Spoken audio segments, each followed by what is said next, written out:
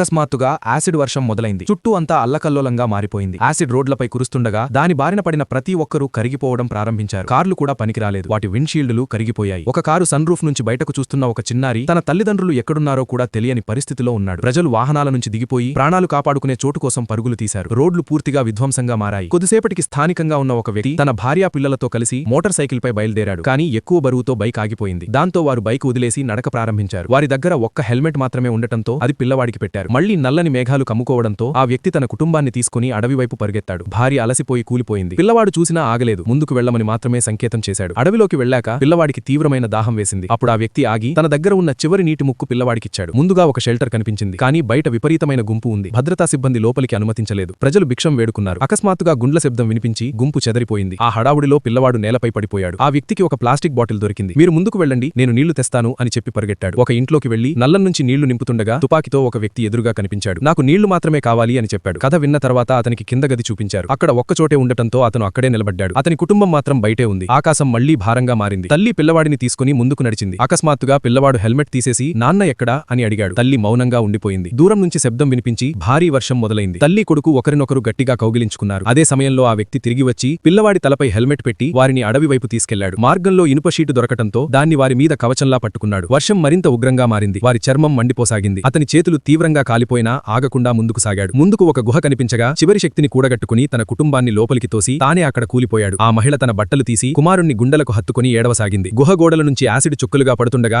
ఆమె తన శరీరంతో గోడను అడ్డుకుని పిల్లవాడికి స్థలం కల్పించడానికి ప్రయత్నించింది. గుహ కూలిపోయింది. తల్లి లోపలే చిక్కుకుపోయింది. పిల్లవాడు ఏదోలా బయటకు వచ్చాడు. వర్షం ఆగిపోయింది. ఎదురుగా మిగిలింది కేవలం విధ్వంసమే. తల్లిదండ్రులు లేకుండా ఆ చిన్నవాడు పూర్తిగా ఒంటరిగా మిగిలిపోయాడు.